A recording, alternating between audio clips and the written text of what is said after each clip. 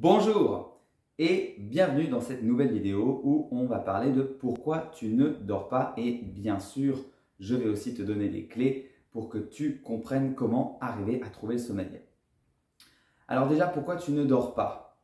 Il y a un principe simple qu'il faut que tu comprennes, c'est que ce n'est pas ton mental ou ton cerveau qui dirige ton corps, mais c'est l'inverse. C'est ton corps qui dirige ton mental. Et par ton corps, j'entends très simplement ton deuxième cerveau, c'est comme ça qu'on l'appelle, ton ventre, qui est du coup en fait le centre de toutes tes humeurs, de ton énergie, de ta manière de te comporter suivant comment tu te sens, si tu te sens en danger ou pas. C'est, on va dire, ton instinct primitif. Et lui, en fait, il a le contrôle sur toi. Et ça se voit à travers en fait ton inconscient. Ton inconscient est relié à cette partie de toi, à ce deuxième cerveau, qui te pousse du coup à réagir parfois parce que tu te sens effrayé, qui fait que parfois tu n'expliques pas certaines réactions que tu as, certaines émotions que tu as, parce que tout ça c'est relié encore une fois donc à ton inconscient qui lui-même est relié à tes besoins profonds.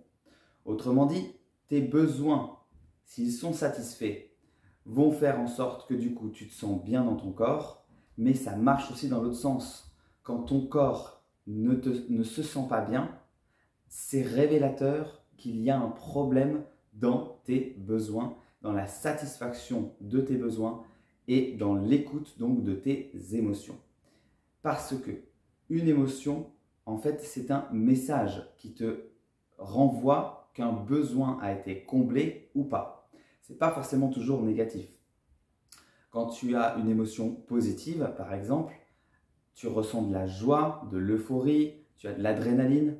Et dans ce genre de cas, ça veut dire que ton besoin, il est satisfait, puisque sinon tu n'aurais pas d'émotion positive. Si tu as une émotion dite négative, comme plutôt de la tristesse, de la peur, ou souvent c'est de la colère, ça renvoie au fait que du coup ton besoin n'est pas satisfait.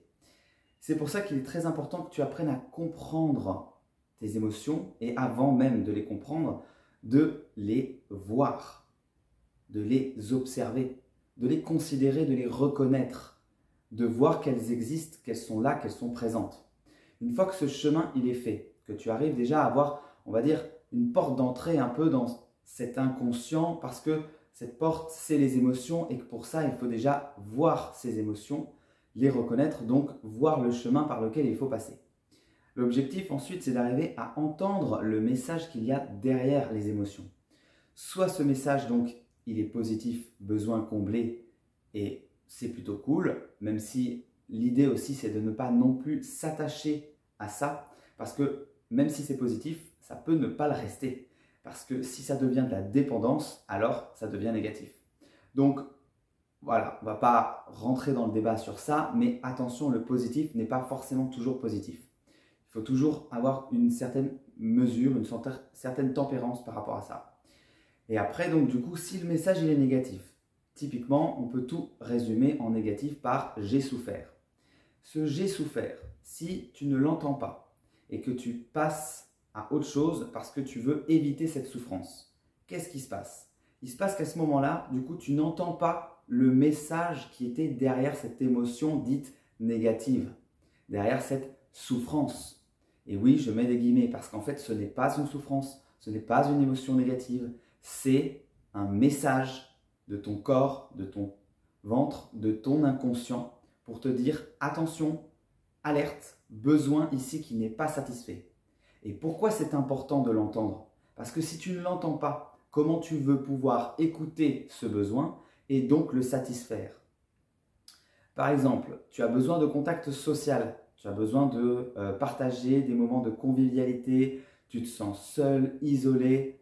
Eh bien, si tu n'entends pas ce besoin et que du coup tu ne commences pas à faire les efforts pour aller vers la réalisation de ce besoin, donc en essayant de sortir, en essayant de rencontrer d'autres personnes pour lier des liens d'amitié forts qui te feront du bien, tu vois bien que si tu n'as déjà pas envisagé que le problème était que tu étais seul et que tu avais donc besoin d'aller vers les autres, comment tu veux pouvoir mettre en place des choses pour satisfaire ce besoin?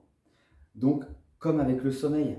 Si tu n'identifies pas quel est là le besoin qui n'est pas satisfait, qui fait que du coup tu es en crise et que le soir tu n'arrives pas à dormir, eh bien tu pourras essayer toutes les solutions de la Terre et je suis presque sûr que tu l'as déjà fait, ça ne marchera pas, tu n'arriveras pas à dormir. Tu vois bien que tu peux même passer des journées, des nuits entières, plusieurs jours d'affilée à ne pas dormir, même si tu éprouves parfois de la fatigue.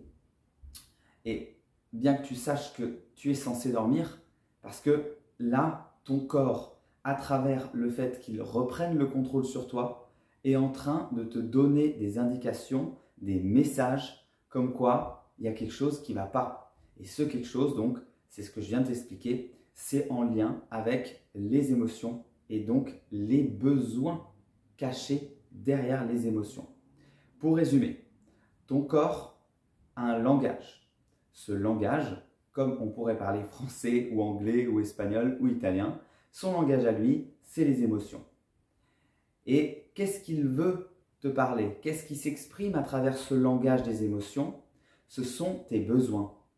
Les besoins que tu as besoin, littéralement, de satisfaire pour être pleinement épanoui dans ta vie. Donc, quand tu écoutes ce langage, tu arrives à te connecter à tes besoins, à ton corps, et donc en rétablissant ce contact, en ayant une meilleure communication avec tes besoins, avec ton inconscient, et en ayant un vrai partage entre une vraie réconciliation entre finalement ta partie consciente et ta partie inconsciente, c'est comme ça que tu vas déjà débloquer le problème qui fait que tu ne dors pas. Et donc après, comment faire pour arriver à trouver le sommeil? Eh bien, c'est de comprendre qu'il faut satisfaire tes besoins. Et dès que cela est fait, tu vas voir que rapidement, en fait, ton corps qui était en état d'alerte parce que tous ces besoins-là en toi n'étaient pas satisfaits, vu que tu vas commencer peu à peu à les satisfaire, la pression va diminuer et à ce moment-là, ton corps n'aura plus autant besoin de prendre le contrôle pour te dire qu'il y a des problèmes, puisqu'il y en aura de moins en moins des problèmes. Tes besoins seront de plus en plus comblés et donc petit à petit, tu vas t'apaiser et arriver à trouver beaucoup plus naturellement le sommeil. Et sur le long terme, c'est incroyable parce que plus tu vas sur ce chemin de la satisfaction de tes besoins, plus finalement la réconciliation avec ton corps se fait et au final, tu verras qu'avec le temps, tu n'auras même plus de problème d'insomnie.